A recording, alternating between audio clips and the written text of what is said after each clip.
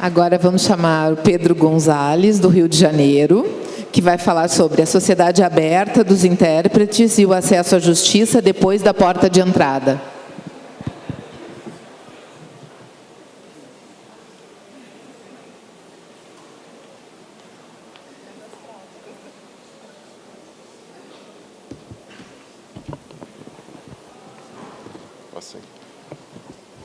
Bom dia a todas e todos. Cumprimento a ilustre banca presente. A tese que eu venho apresentar, ela dialoga um pouco com o que a minha colega Cíntia falou antes, o colega Júlio também falou, mas tem um aspecto um pouco mais de teoria geral. É a sociedade aberta dos intérpretes e o acesso à justiça depois da porta de entrada. É um nome sugestivo. A Maria Teresa Sadek, ela defende que o acesso à justiça ele pode ser analisado em 3 etapas, ou seja, a porta de entrada, os caminhos posteriores à entrada e, finalmente, a porta de saída, que é a efetivação do direito. A afinidade da Defensoria Pública com essa porta de entrada, que é o ingresso da demanda, que é o ingresso com a demanda de juízo, ela é evidente, né? Está muito na origem da primeira onda do Mauro Capelletti, no sentido de isenção de custas, gratuidade de justiça e o patrocínio gratuito da demanda pela Defensoria Pública, suprindo a capacidade postulatória. Só que o papel da Defensoria Pública ele não se esgota aí. Ele não se esgota quando a demanda é proposta. Por quê? Existem diversos outros obstáculos que estão nessa segunda etapa, que são os caminhos posteriores à porta de entrada, porque outros entraves são impostos aos indivíduos e grupos vulneráveis durante a tramitação da demanda.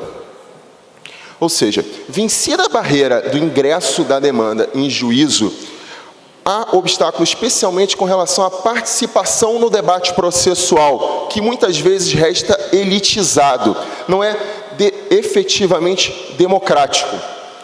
Agora, o acesso à justiça ele só pode ser de fato considerado efetivo, senhores e senhoras, se o jurisdicionado, se a parte puder eficazmente, efetivamente influenciar no resultado da sua demanda. Não adianta ser uma atuação pro forma, uma vez ingressar com a demanda e as suas alegações não serem consideradas pelo juiz, pelo tribunal, na formação da decisão judicial.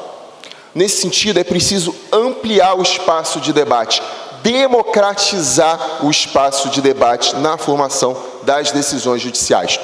Para tanto, eu resgato uma conhecida teoria do Peter Haberle, que fala da necessidade de construção de uma sociedade aberta dos intérpretes da Constituição. E pedindo as minhas escusas ao autor, eu entendo que essa teoria dele pode ser aplicada, sem dúvida, para a interpretação jurídica em geral, e não só a interpretação da Constituição. Nesse sentido, o que o Peter Haberle defende?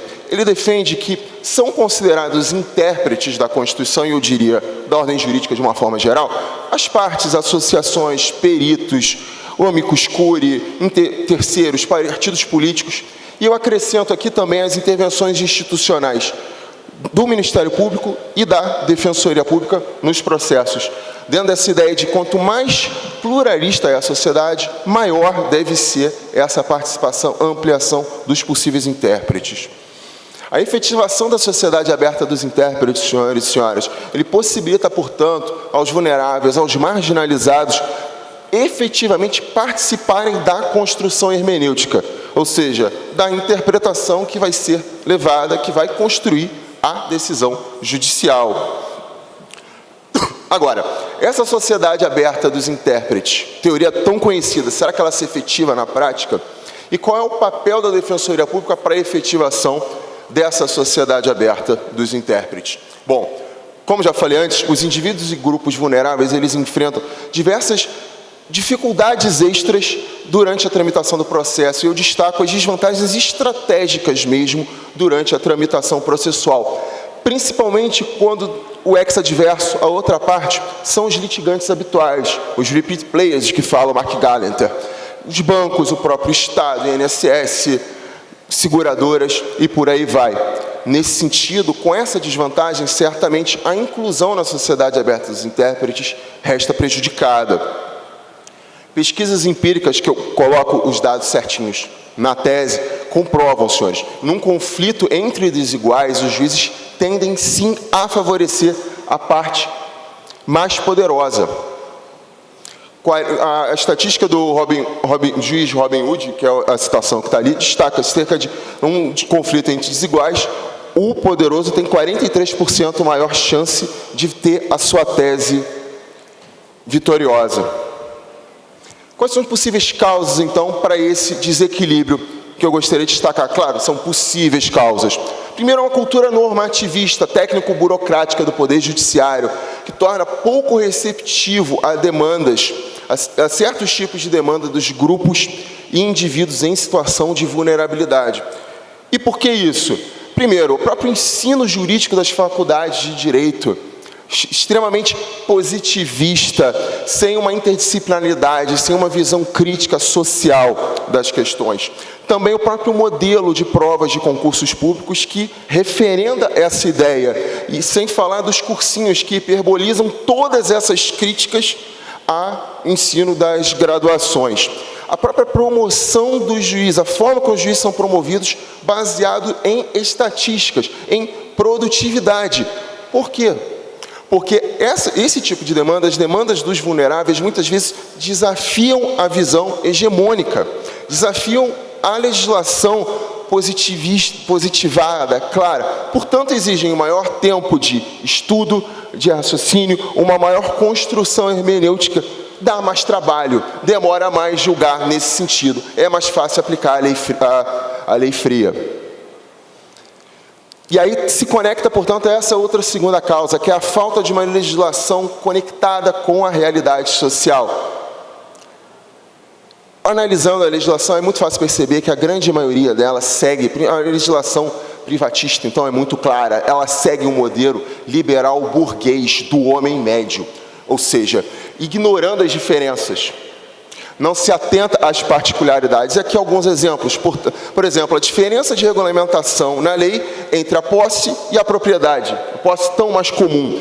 Entre o casamento, que tem quase 80 artigos no Código Civil, a união estável, tão mais comum, que tem 3 artiguinhos, e as uniões homoafetivas, que são simplesmente ignoradas. Ou então, por exemplo, os direitos das populações tradicionais à sua terra, que não contam com legislação regulamentar nacional específica, os quilombolas, os caiçaras, pescadores artesanais. A própria barreira linguística também, a exclusão pela linguagem, como que o direito ele é usado como uma linguagem intimidatória, constitutiva de poder, como fala o Bourdieu.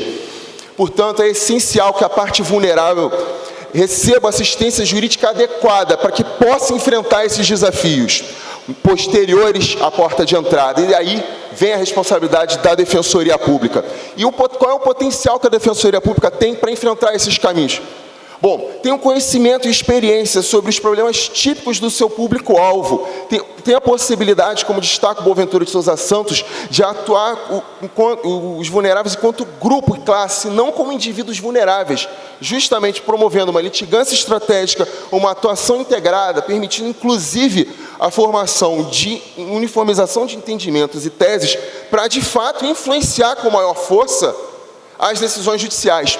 Nesse sentido, tem a possibilidade de funcionar como instrumento do regime democrático, promovendo a inclusão dos vulneráveis na sociedade aberta dos intérpretes, ou seja, democratizando o debate processual.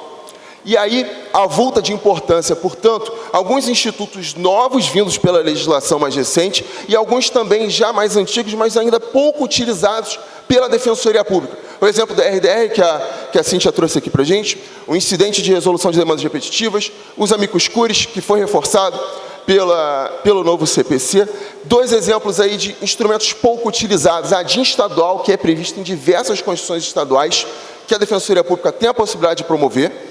A propositura de edição de súmula vinculante pelo Defensor Público Geral Federal, também um instrumento pouco utilizado. E o exemplo ali do custos vulneráveis, que está voltando como um novo instrumento. Senhores, concluindo, portanto, é indispensável verificar a atuação da Defensoria Pública depois dessa porta de entrada e com que cresce a responsabilidade da instituição com a previsão de novos instrumentos, ou seja, para de fato a Defensoria Pública exercer esse papel de democratização do processo. de democratização do debate processual. Portanto, tem que se pensar em outras formas de atuação, pensar-se, portanto, numa litigância estratégica e talvez revendo, de alguma forma, a estrutura da instituição, para que, de fato, os vulneráveis possam integrar a sociedade aberta dos intérpretes. Muito obrigado. Obrigada, Pedro. Agora é a vez da colega Renata Tavares da Costa, do Rio de Janeiro, que vai falar sobre contorcida, o que fazer com a minha branquitude, sobre a atenuante genérica da raça no processo penal brasileiro.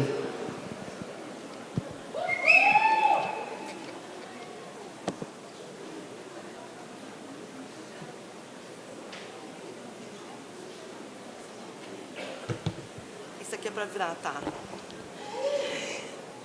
Tá no cronômetro? Então, bom dia a todas e todos. Primeiramente, fora Temer.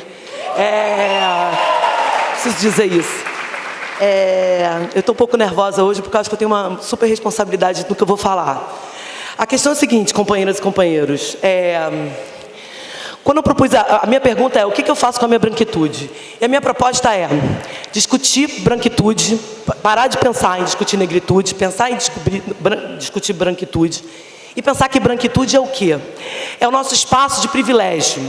É o que nós, brancos, né, o que a gente pode fazer para acabar com as distorções que o Estado produz, enfim, que tudo produz em relação à discriminação racial. Como é que eu começo a pensar isso? Eu começo a pensar através de 3 exemplos. Rafael Braga e o Breno Carnavale. O Rafael Braga, não sei se a galera aqui já conhece, foi um jovem pobre, negro favelado que ficou preso por 1 grama de maconha, 1 grama de cocaína, alguma coisa assim, num processo esquisitão lá no Rio de Janeiro.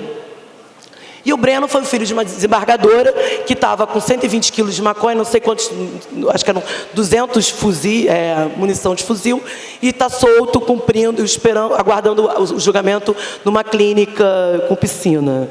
Enfim. Quem não viu, quem não chorou com o depoimento da professora Diva na Flip, lá na Folha Literária de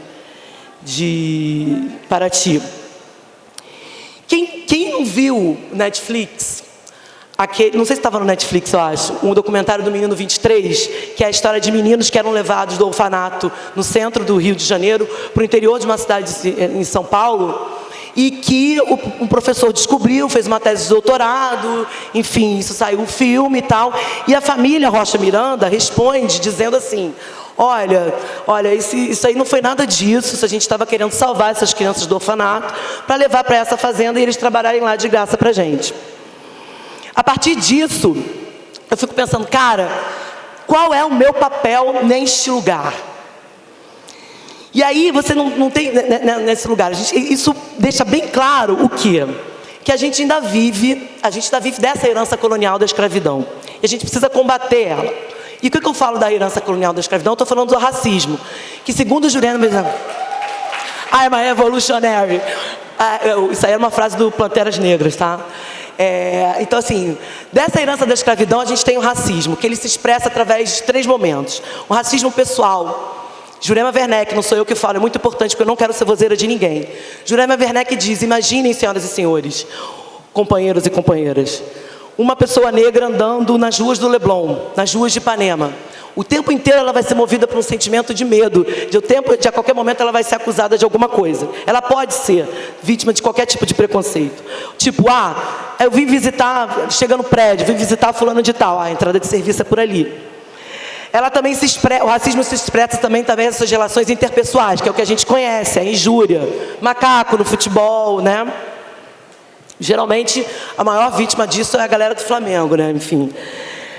Mas o Flamengo é sempre vítima. E, por fim, o terceiro momento, que Jurema Werneck diz que o racismo se expressa nas instituições, no nosso dia a dia, que ela chama de racismo sistêmico, estrutural, e que está ali, né, no nosso dia a dia. Bom, e aí eu pergunto, senhoras e senhores, qual é o papel de nós, defensores públicos, para combater esse tipo de injustiça? E aí eu começo a pensar, senhoras e senhores, a Defensoria Pública ela é branca, ela é fruto do seu tempo. Ela pode ser branca, ela pode ser fruto do tempo dela, mas ela não precisa ser opressora. E aí que está a pergunta. O que eu faço com a minha branquitude? Então, senhoras e senhores, eu não estou passando nada aqui, né? Eu devia estar passando umas coisas aqui, ó. Assim e tal. Assim, então, aí eu anotei, tá? Nesse espaço, ao reconhecer que a defensoria é branca, ela precisa enegrecer. A gente pode pensar nisso através do processo de letramento racial, que é um conceito que vem sendo trabalhado no sentido de que a gente precisa viver a vida. Esse conceito de letramento racial, ele surge de uma pesquisa de uma moça. Eu não sou aquela pessoa que lembra de nomes, né? Eu acho que eu tenho um negócio de ervo afetivo, eu não sei o que é, mas eu não lembro de citações. Mas eu acho importante dizer o seguinte: essa mulher, ela faz uma pesquisa sobre, já sei, companheira, sobre como os casais interraciais lidam com o preconceito. E aí ela vai mostrar como que é uma mulher que é branca casada com um negro casado com uma branca, como é que eles vivem esse processo de letramento racial, nessa imersão, nessa estrutura racista que a gente vive, que vivia na Inglaterra e que a gente vive basicamente aqui. E aí a gente pode pensar no processo de letramento racial da defensoria e do defensor, e das defensoras. Um salve para o coletivo. O defensor, por exemplo, ele pode pensar em, de repente, não sei, Daniel Lozóia, sair da São Salvador e começar a frequentar Bangu, não sei. A defensoria pode pensar nesse processo de letramento racial de forma institucional. E a Defensoria Pública do Estado do Rio de Janeiro tem feito muito isso. Além das cotas nos concursos públicos, nesse processo de enegrecer, agora a escola da Defensoria Pública tem uma cota para entrar, porque não adianta você ter a cota no concurso público se o cara não tem acesso à escola da Defensoria Pública para aprender. Então esse é o processo de letramento racial que a gente está vivendo. E o que a Renata faz? Na minha vida, no meu dia a dia. E aí eu apresento a vocês a atenuante genérica da raça. A atenuante genérica da raça não foi uma ideia minha, eu roubei da Comissão Interamericana de Direitos Humanos, da relatoria de afrodescendente. Essa relatoria de afrodescendente, eles receberam informações de toda a América Latina, porque eu insisto em esquecer dos Estados Unidos e do Canadá, eu não sei porquê, mas eu insisto. Enfim, e aí eles estabeleceram umas situações, eles estabeleceram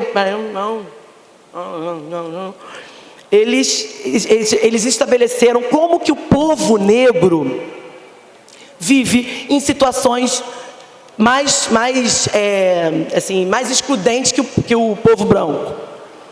Isso, assim, tem vários detalhes, mas, esse tempo de 10 minutos não dá, entendeu? Tem muita coisa para falar e tal. Então, tipo assim, exatamente em razão dessa situação histórica de exclusão, toda pessoa condenada, ou toda pessoa que senta ali no banco dos réus no processo penal e é negra, aí ela tem direito a aplicar, o juiz deve aplicar o artigo 66, que é a atenuante genérica no processo penal. E o que eu quero com isso? Diminuir a pena do cara? Também. Mas o mais importante é incluir no processo penal uma discussão que ele finge que não tem, que é a discussão do racismo. Então a gente vai, através da atenuante genérica, obrigar o juiz a falar: meu irmão, tu vai ter que combater esse meu pedido aqui. E através de uma esperança, que ela vai ser ao longe, é utópica, mas de repente a gente consegue. Através desse processo de combate à atenuante genérica, talvez o juiz também comece a pensar e repensar o processo de letramento racial dele. E quem sabe, senhoras e senhores, façamos assim a revolução. Muito obrigada. Obrigada, Renata. Vamos então chamar a colega Roberta Chaves Braga, defensora pública da Bahia, para falar sobre o olhar da Defensoria Pública na efetivação dos direitos humanos das mulheres e a aplicação de métodos de solução consensual de conflitos para mulheres em situação de violência. Bom dia a todas e a todos. Inicialmente, eu quero dar um bom dia especial ao coletivo de mulheres defensoras representadas aqui no CONADEP. Essa tese vai homenageando ao coletivo, que foi, inclusive, uma fonte de pesquisa que me ajudou bastante a construir esse raciocínio, além da prática defensorial no estado da Bahia, claro. Então, o objetivo da tese central é discutir a aplicação do uso de métodos de solução consensual de conflitos a mulheres em situação de violência de gênero. E, especialmente, o papel da Defensoria Pública, enquanto instituição que luta e que tem o dever de lutar pela promoção da igualdade de gênero e dos direitos humanos das mulheres, na aplicação desses métodos de solução consensual, que visam, em última instância, o acesso a uma ordem jurídica, não só no sentido de judiciário, mas de uma ordem jurídica justa.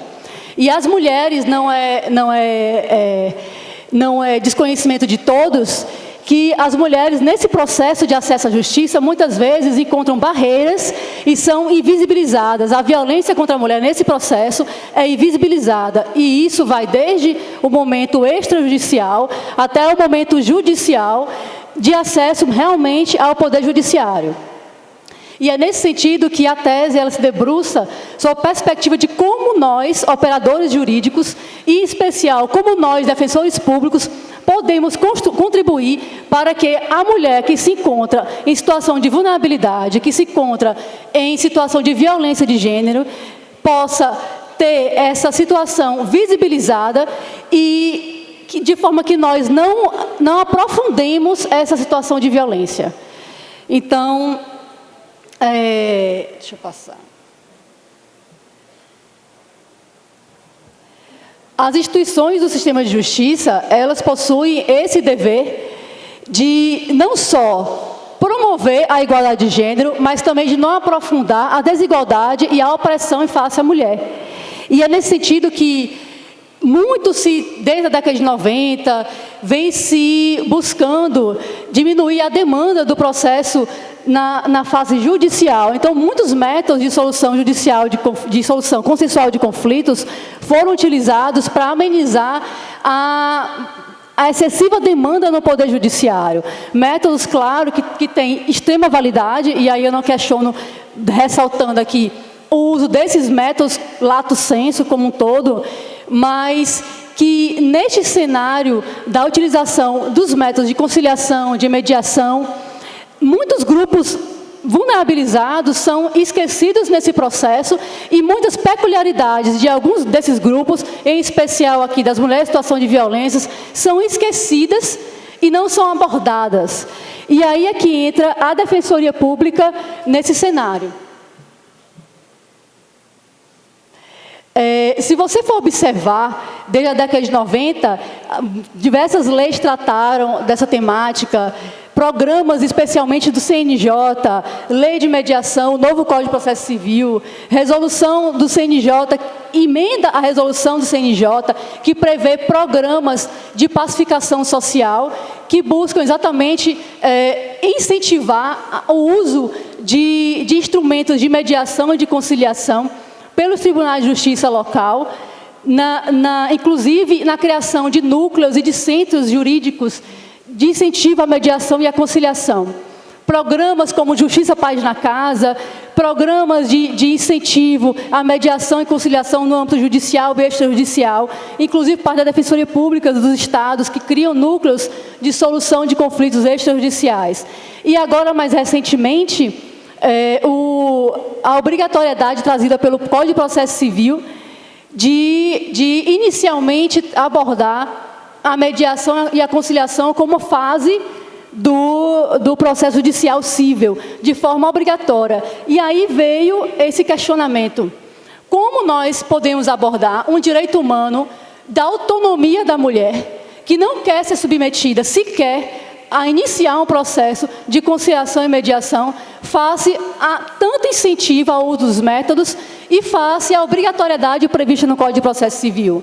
Não teríamos nós, enquanto defensores públicos, o dever de, para além de buscar uma solução pacífica dos conflitos, de, para além de evitar a excessiva judicialização de demandas, de buscar a pacificação social, mas também nós não teríamos o dever de, enquanto promoventes de direitos humanos, de olhar com maior sensibilidade para essa luta feminina e para os direitos humanos das mulheres e ver que nem todas as mulheres desejam ser submetidas a esses métodos, especialmente quando elas manifestam expressamente seu desejo de não ser submetidas a audiências de mediação e de conciliação.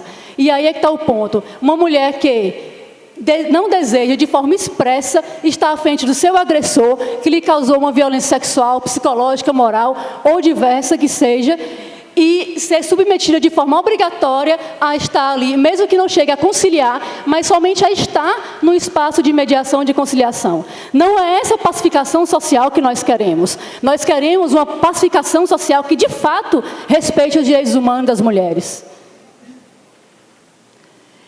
E, para isso, nós podemos até nos valer, além de tratados internacionais, o qual o Brasil é signatário, da recomendação da CEDAW, número 33, que aborda esse aspecto também, mas da própria lei de mediação, que fala de autonomia de vontade, de igualdade das partes, e dos tratados de direitos humanos, do qual o Brasil é signatário.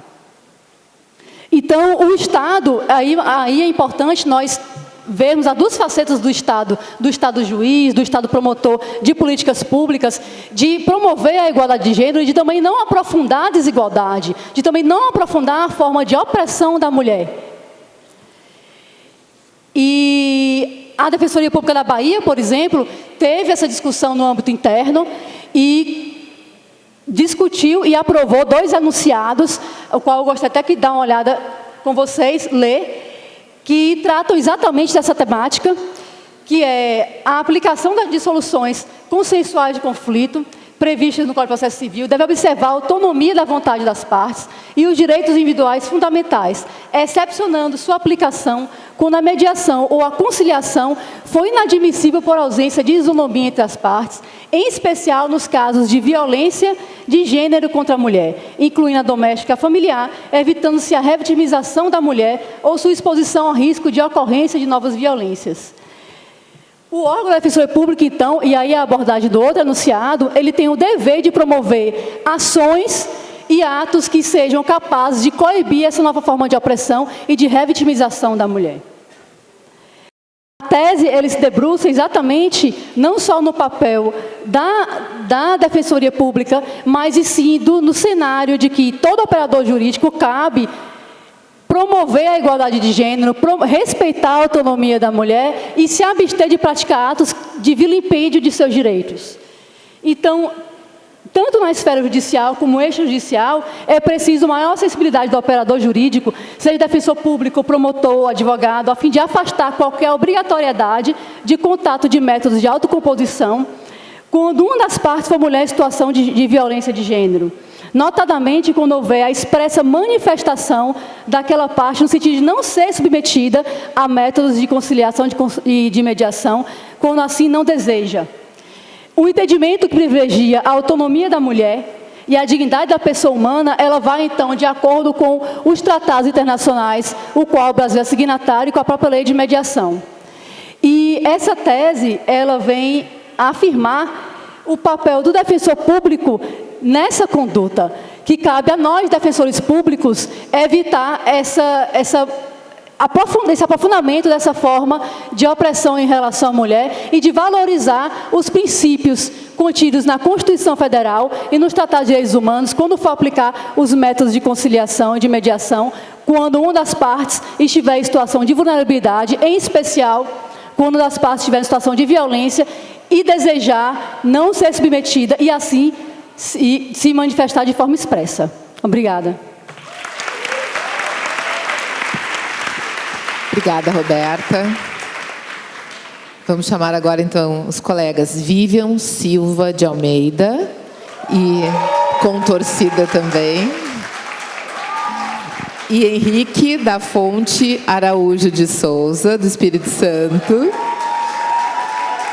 que vão falar sobre a impossibilidade de recusa de atendimento inicial pela defensora pública, lastreada em convicções pessoais, morais ou religiosas, diante de grave violação a direitos humanos. Bom dia a todas e a todos. Meu nome é Vivian, sou defensora pública no Espírito Santo, o Henrique é defensor público em Pernambuco, e a gente veio aqui apresentar a tese sobre a impossibilidade de recusa de atendimento inicial pelo defensor público, lastreado em convicções pessoais, morais ou religiosas, diante de grave violação a direitos humanos. Então, a primeira pergunta que a gente começa para discutir... Bom, acho que não foi. Ah, foi, desculpa. A primeira pergunta que a gente começa para discutir é se pode o defensor público recusar atendimento inicial, por exemplo, a casal homoafetivo ou a mulher que busca autorização judicial para interrupção da gestação, por discordância íntima com a demanda, lastreada em fundamentos de cunho religioso ou moral. E, em caso positivo, qual seria o procedimento a ser adotado? Bom, essa tese surgiu a partir de um precedente onde uma defendida buscou o auxílio da Defensoria Pública para interromper a gravidez, porque o feto tinha sido constatada a acrania do feto.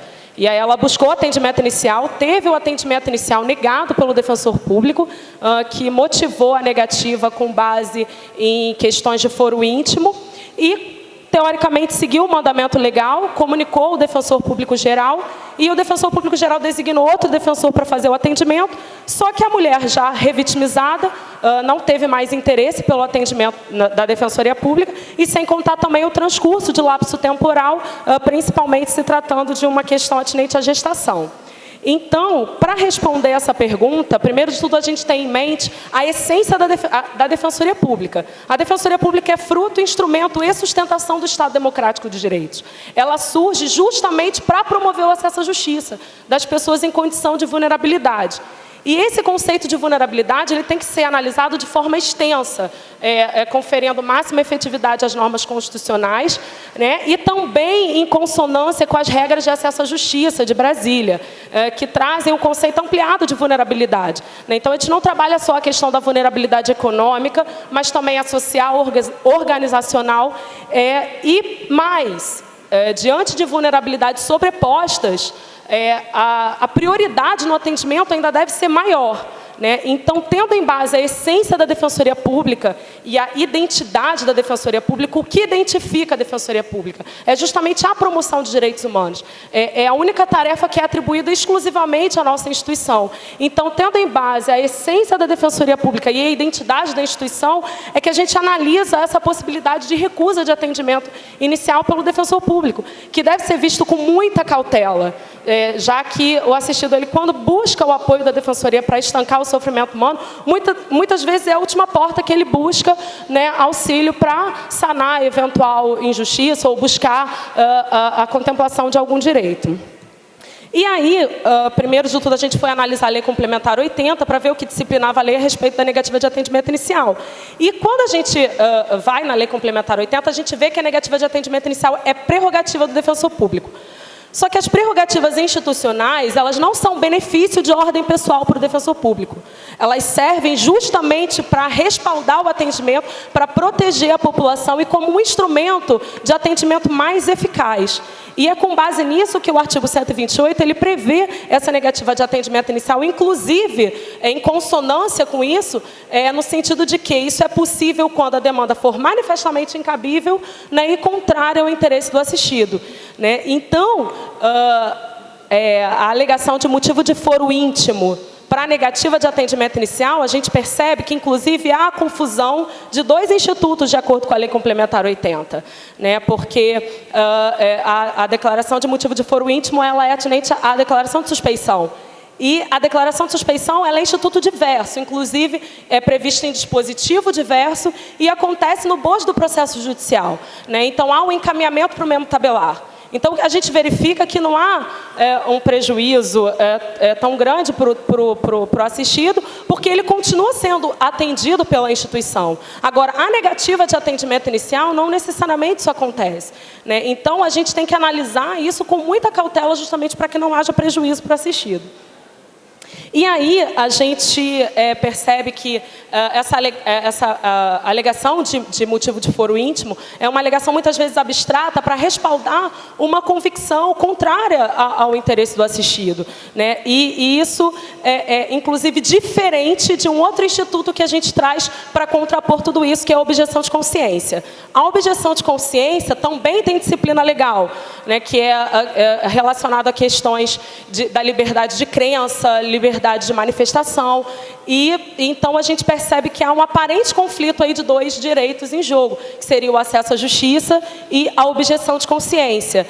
Então, como compatibilizar, teoricamente, esses direitos que estão em conflito, né? E analisar a objeção de consciência, sendo que não há a disciplina no interior da Defensoria Pública para a utilização da objeção de consciência. Bom, como o Vivian pontuou aqui, para a gente poder responder a nossa pergunta inicial, que já foi trazida, e também tentando compatibilizar esses institutos, depois de analisar, né, a Lei Complementar 80, a gente também passou a beber de outras fontes normativas, buscar outras balizas, outros parâmetros que pudessem subsidiar uma eventual regulamentação dessa suposta colisão de direitos, né, entre o acesso à justiça e a arguição, o levantamento da objeção de consciência. A objeção de consciência ela tem uma disciplina constitucional, ela decorre, como o Vivian também já falou, diretamente da liberdade de crença, liberdade religiosa. Em linhas simples, seria a possibilidade de se escusar de um dever a todos imposta, alegando a motivação de ordem religiosa, filosófico, imperativo moral. A própria Constituição, porém, já traz que essa objeção de consciência ela não seria de ordem absoluta. Por quê? Porque há o dever da prestação de um serviço alternativo nas hipóteses em que se levanta, em que se faz, né, em que o objetor levanta a objeção de consciência. Diante da lacuna normativa dentro da Defensoria, a gente também buscou analisar quais outras profissões já teriam regulamentado internamente a objeção de consciência. Então, o Código de Ética Médico, ele resguarda o direito do profissional de arguir a objeção de consciência. Porém, o próprio Código de Ética, ele também traz exceções, né? Então, no caso em que o médico se deparar com situações de grave risco de vida, de uma possibilidade de maximização dos danos, independente da objeção de consciência, ele é obrigado a prestar o serviço, ele é obrigado a atender. Então, o que é que a gente observa? Que quando a identidade, a essência ali da profissão, ela é posta em xeque pela objeção de consciência, o Código de Ética Médico também faz com que prevaleça o fim último, né? A salvação da vida, o exercício da profissão. Também bebendo já se a gente for analisar sistemas regionais de proteção aos direitos humanos, a gente também vai analisar que na Corte Europeia de Direitos Humanos existe um caso, existem diversos precedentes, mas um que a gente achou bastante interessante, que é o caso Eveida e outros diversos do Reino Unido, em que um oficial do registro civil se negava reiteradamente a registrar uniões civis de casais do mesmo sexo. E aí ela foi demitida pelo superior hierárquico e buscou reverter esse ato, essa demissão na Corte Europeia, e isso não foi revertido. A Corte Europeia, ela legitimou essa demissão, mantendo o afastamento dela do registro civil. Então, defendemos, e acho que é algo que temos que ter em mente, que, via de regra, né, o acesso à justiça, a promoção de direitos humanos, quando postos em rota de colisão com a objeção de consciência, são aqueles primeiros que devem prevalecer. A atividade do defensor público, né? O fim último da defensoria que deve prevalecer. A gente trouxe aí uma passagem de Franklin Roger também e de Diego Esteves, que, enfim, a pessoa, quando ela busca a defensoria pública, quando ela presta voluntariamente concurso para a defensoria pública, ingressa nas fileiras da instituição, ela também tem que estar ciente de que determinadas demandas vão chegar até ela, né? Não é como se fosse algo novo, de que de repente vamos deparar com uma situação nova e vou aqui alegar um motivo de foro íntimo, uma contrariedade, uma objeção de consciência. Então, tendo em vista, já para a gente arrematar e concluir, já que só falta um minuto, o primeiro ponto que a gente tem que ter em mente é que essa simples comunicação ao defensor público geral, como o Vivian já estava aqui mencionando, ela não é suficiente. Primeiro, porque a objeção de consciência, como a gente vem aqui explicando, ela não se enquadra na nossa normativa, que existe na Lei Complementar 80, e também porque não parece razoável, né, nem proporcional que uma mera informação ao defensor público geral ela possa impedir ali qualquer tipo de atendimento e concretização de direitos do usuário e da usuária da defensoria. Então, pensando nisso e sempre tendo em mente a preponderância do exercício da atividade defensorial, a gente propôs, né, na nossa tese, a gente propõe uma regulamentação, a observância de alguns fatores para o exercício ou não da atividade do defensor, da defensora pública, quando for alegada a objeção de consciência. Então, esses fatores são a inexistência de outro defensor, outra defensora pública na mesma comarca, a urgência da demanda ou iminente risco de perecimento do direito, a possibilidade de maximização dos danos em caso de recusa, diante da natureza do direito violado e, claro, diante da vulnerabilidade daquela pessoa, a sobreposição de vulnerabilidades, enfim. Ocorrendo algum desses fatores, vai existir a responsabilidade do membro, né, independente da motivação de crença, da motivação religiosa. Contudo, caso ausentes os elementos indicados, ainda assim permanecerá o dever de, ao menos, prestar orientação e informação ao usuário ou usuária, com o devido encaminhamento e outro órgão de execução. Bom, já está esgotado, essa é a nossa proposta. A gente agradece a atenção de todo mundo. Obrigada, Vivian e Henrique.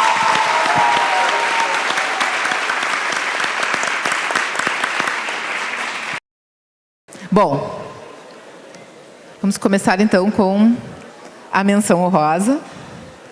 Nós fizemos quase que um sorteio aqui, né, para as entregas e muitos debates, porque vou repetir, porque merece a repetição. Foi muito difícil escolher, ordenar, digamos assim, em primeiro, segundo, terceiro e menção honrosa, porque todos os trabalhos, todos, os que foram, entre aspas, escolhidos, os que não foram escolhidos, e nem aqueles, mesmo aqueles que não puderam ser apresentados aqui hoje, todos são absolutamente ricos, todos são provocativos, todos são revolucionários, e todos precisam ser incorporados no nosso dia a dia de defensoras e defensores públicos pelo Brasil afora.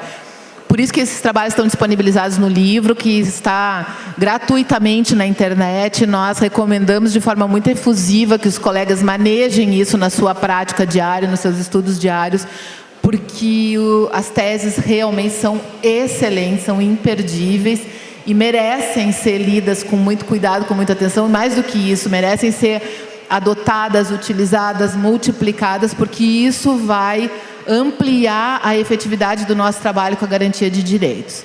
Mas nós estamos aqui agora para as premiações, né? Então eu quero chamar para receber a menção honrosa aqui das mãos do João. Ah, é da Rivana, olha, eu já estou... Claro, está até escrito aqui, eu já... É que houve um debate, houve troca de cadeiras, né? A tese: a impossibilidade de recusa de atendimento inicial pela defensora pública, lastreada em convicções pessoais, morais ou religiosas, diante de graves violações a direitos humanos, dos colegas Vivian Silva de Almeida e Henrique da Fonte Araújo Souza, de 2 estados, Espírito Santo e Pernambuco.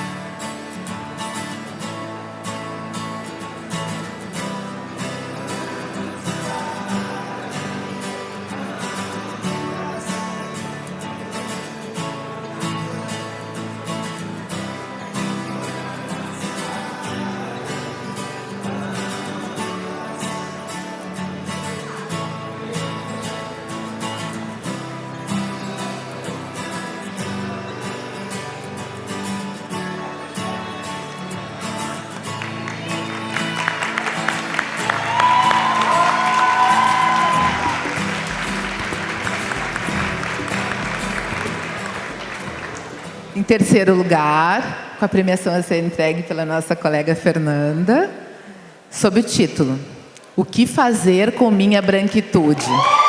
Sobre a atenuante genérica da raça no processo penal brasileiro, da colega carioca Renata Tavares da Costa.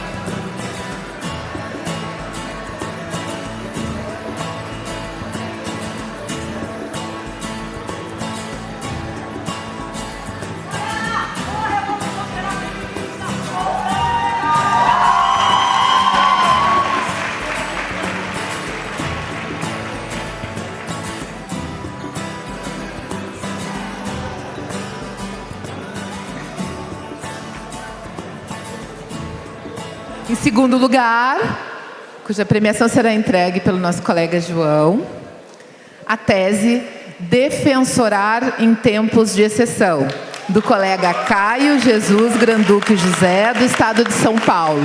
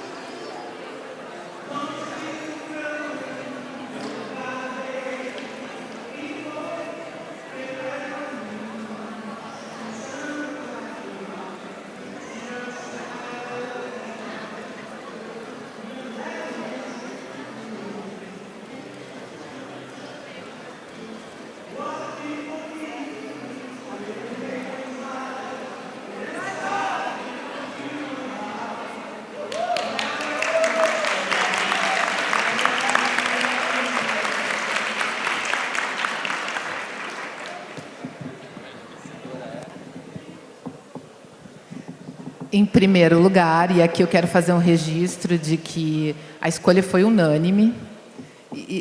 Bom, todas foram, né? Na verdade, depois a gente conseguiu consenso com relação a todas, embora muito difícil. Mas com relação ao primeiro lugar, foi a primeira que foi escolhida, né? E foi de forma unânime, muito tranquila. E nós combinamos de não justificar, mas assim, muito brevemente.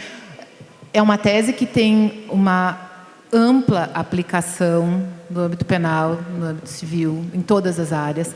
Tem tirado o sono de muitos de nós e a gente não está discutindo a aplicação dessa questão da forma que deveria ser. Muitos de nós sequer conhecem bem a matéria e é de extrema importância porque essa situação vai se solidificar e nós precisamos estar preparados.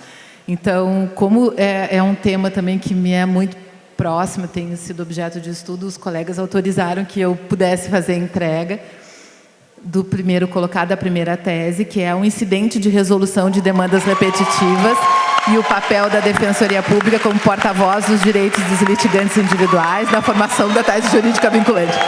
Cíntia Guedes, do Rio de Janeiro.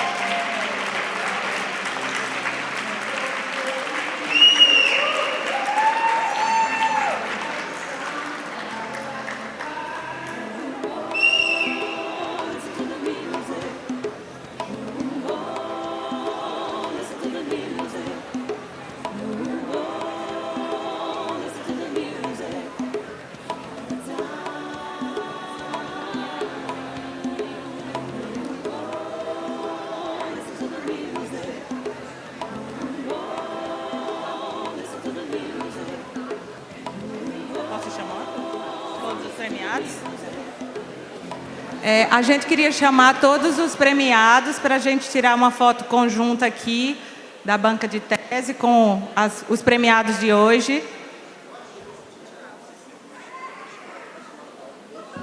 Pode ser. E depois todos os outros que apresentaram também subir ao palco para a gente tirar uma foto coletiva com todo mundo também que apresentou sua tese, que está aqui hoje com a gente.